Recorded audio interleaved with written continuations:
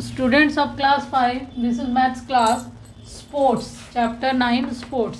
आपने देखा होगा कल हमने पढ़ा था एडवेंचरस गेम्स, एडवेंचरस स्पोर्ट्स, जिसमें डर भी हो और उसमें मज़ा भी आए, उसको एडवेंचरस हो गया। स्ट्रेंथ एंड एजिलिटी, जिसमें फुर्ती और ताकत की ज़रूरत हो, जैसे fencing, skating, horse racing. Ball game, जिसमें बॉल की ज़रूरत होती है। और individual and team game, individual जो अकेले अकेले खेला जाता है। विश्वनाथन आनंद जो इंडिया के बहुत बड़े चेस मास्टर है, वो इंडिविजुअल गेम है। उसके बाद में टीम स्पिरिट, जो हमारे अंदर team spirit is the feeling of pride and loyalty, हमारे अंदर वफादारी और गर्व की भावना जो विकसित करे, वो टीम स्पिरिट होता है। नेशनल गेम हमारा इंडिया का हॉकी है, जिसमें हमने 8 गोल्ड मेडल्स अभी तक जीता है ओलंपिक में। अब हम पढ़ेंगे local games.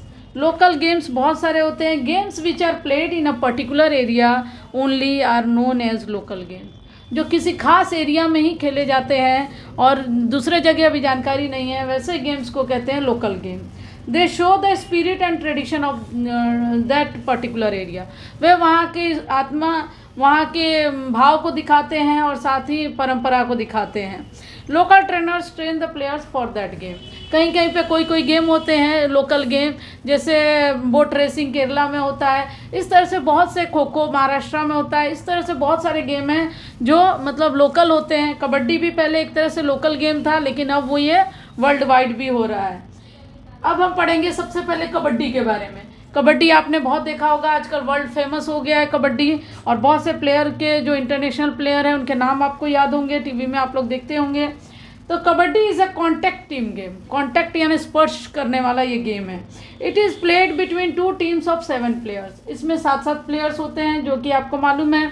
Objective of the game is for a single player referred as a raider, जो सिंगल प्लेयर दूसरे टीम में जाता है उसको रेडर कहते हैं, वो आक्रमणकारी होता है, आक्रमण करने जाता है। To run into the opposing teams half of a court के आधे में वो रहता है। The raider has to take out as many of the defenders as possible, वो डिफेंडर्स जो उसको रोकने वाले होते हैं, उनको जितनों को वो टैग कर सके, जितनों को वो टच कर सके, ये टच गेम है यानी कॉन्टेक्ट गेम है, तो बहुत सारे वो प्लेयर्स को टच कर सकता है, यानी 7 प्लेयर्स है, उसमें से जिसको भी टच करके वापस अपने तरफ आ जाए, अपने टीम के तरफ, तो उसको कहते हैं, वो हाफ में लाइन खींची होती है, तो वहाँ से हाफ पार्ट में आ जाए तो उसको वो उतने पॉइंट्स उसको मिल जाते हैं। All without being tackled by the defenders, और खुद नहीं पकड़ा जाए, खुद अगर पकड़ा जाएगा और इस पार नहीं आ पाएगा वो हाफ के इस पार, तो वो आपका वो आउट हो जाएगा।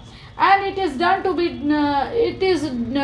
To be done in a single breath, और सांस भी आपकी नहीं टूटनी चाहिए, एक सांस में ये काम होना चाहिए। Points are scored for each player tagged by the raider, raider ने जितने प्लेयर को छू के वापस आया है उतने पॉइंट्स उसको मिलेंगे। While the opposing team earns a point for stopping the raider, अगर रेडर को उधर ही स्टॉप कर लेता है, इधर आने नहीं देता है हाफ में, तो वो डिफेंडर टीम को, अपोजिंग टीम को पॉइंट्स मिलेंगे। Players are taken out of the game if they are tagged और टैकल्ड, अगर वे टैग हो जाते हैं यानी आउट हो जाते हैं, छुआ मतलब उनको टच कर दिया जाता है, तो वे आउट हो जाएंगे, वो गेम के बाहर हो जाते हैं। But are brought back in for each point scored by their team from tag और टैकल, टैग या टैकल से यानी टच करके या पकड़ के अगर पॉइंट्स आपके बढ़ जाते हैं, तो आप अपने टीम को, अपने टीम के मरे हुए या जो आउट हुए प्लेयर्स को वापस बुला सकते हो। It was popular in both ancient India and Bangladesh, कहाँ का पॉपुलर गेम है ये? इंडिया और बांग्लादेश में बहुत पॉपुलर है, पुराना गेम है, द प्राचीन गेम है।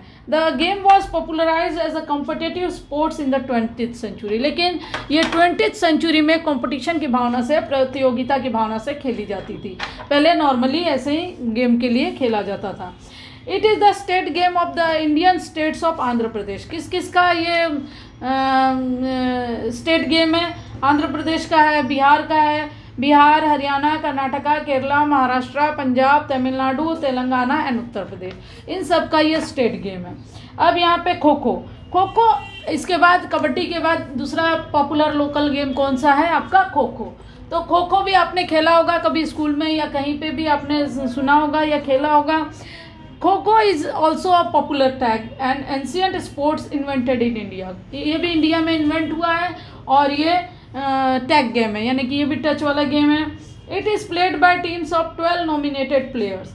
12 प्लेयर्स के साथ खेले जाते हैं, 15 में से 12, of which 9 enter the field, और 9 फील्ड में होते हैं, वो सीट ऑन देयर नीज, और वे घुटनों पे बैठ जाते हैं। एंड 3 एक्स्ट्रा डिफेंडिंग टीम का जो 3 एक्स्ट्रा होता है वो try to avoid being touched by members of the opposing team. 3 दौड़ते रहता है जो अपने अपोजिंग टीम से बिना टच हुए उसको दौड़ना रहता है, और अगर वो टच हो जाता है तो वो आउट हो जाता है। It is one of the 2 most popular tradition tag games in Indian सब कॉन्टिनेंट। इंडिया प्राद्वीप में सबसे मतलब पुराने गेम में ये दोनों गेम के नाम आते हैं। अब रूल, कोई भी मैच में रूल होना चाहिए। A match of kho kho has 2 innings. यहाँ खो खो के रूल के बारे में बताया गया है। खो खो के मैच में 2 इनिंग्स होते हैं, with each inning consisting of chasing and running turns of 9 minutes each. 9 minute का एक गेम होता है और उसमें एक टीम दौड़ती है और एक टीम पकड़ती है। Players of one team sits on their नीज। एक टीम के प्लेयर घुटनों पे बैठते हैं in the middle of the court 8 इन अ रो। एक रो में 8, और एक दूसरे के अपोज में उनका चेहरा होता है। जैसे एक इस तरफ घुटने पे बैठेगा इस तरफ चेहरा करके, तो दूसरा बैठेगा सेकंड वाला उधर चेहरा करके, अपोजिट साइड में चेहरे करके, facing opposite direction. The runners play in the field. जो रनर होते हैं वो 3 एक बार में दौड़ते हैं एक ही समय में। The team that takes the shortest time to touch all the opponent in the field. जितने भी अपोनेंट तीनों को पकड़ने में जो कम समय लेता है, दोनों टीम की 9 मिनट का गेम होता है, और जो कम समय लेता है, the runner is allowed to go between 2 sitting player. जो दौड़ता रहता है वो सिटिंग प्लेयर के बीच बीच में भाग सकता है, लेकिन जो चेसर होता है यानी जो पकड़ने वाला होता है वो सीधे मतलब इस पॉइंट से उस पॉइंट तक ही भाग सकता है, बीच में उसको घुसने का अलाउड नहीं होता है, और वो टर्न बैक भी नहीं कर सकता है। The runner is allowed to go, chaser is not allowed to turn back while running और गो बिटवीन द प्लेयर्स। वो टर्न बैक भी नहीं ले सकता है, गोल गोल घूमेगा लेकिन वो टर्न बैक नहीं ले सकता है, लेकिन बैठे हुए प्लेयर्स को वो खो बोल सकता है। उसके पीठ पे ऐसे खो बोल देगा तो वो दूसरा प्लेयर उठ जाएगा, आप थक जाओगे तो आप उसकी जगह बैठ जाओगे। द रनर और the chaser is decided by toss. इसमें टॉस होता है, एक रनिंग लेता है और एक चेसिंग करता है, यानी कि पीछा करता है। A match consist of 2 innings of chasing and defending turns. जैसे क्रिकेट में होता है कि एक बॉलिंग पहले फील्डिंग लेता है और दूसरा बैटिंग लेता है, वैसे ही इसमें एक चेसिंग और रनिंग टीम होता है। The captain of chasing side में and the turn before allotted time. वो चाहे तो अपना गेम, जो कैप्टन होता है वो चेसिंग वाला, वो अपना टाइम रोक सकता है, मतलब उसको अलॉटेड टाइम के अंदर भी गेम को ख़त्म कर सकता है। The side that scores more point. जो भी साइड मतलब चेसिंग और रनिंग में से जिस साइड को ज़्यादा पॉइंट्स मिलते हैं वो मैच जीत जाता है। When a defender is out, अगर डिफेंडर आउट हो जाए, he should enter the sitting box from the lobby. वो उसको सिटिंग बॉक्स में, लॉबी में से सिटिंग बॉक्स में बुला लिया जाता है। तो इस तरह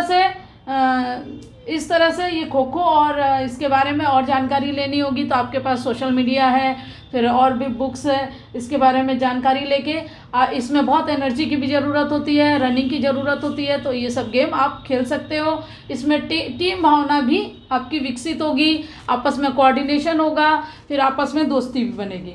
तो इसके क्वेश्चन आंसर वगैरह आप लोग स्कूल से आके ले सकते हो, यहाँ पे नोट्स बने हुए हैं। बाकी ये चैप्टर यहाँ पे कंप्लीट होता है। Thank you.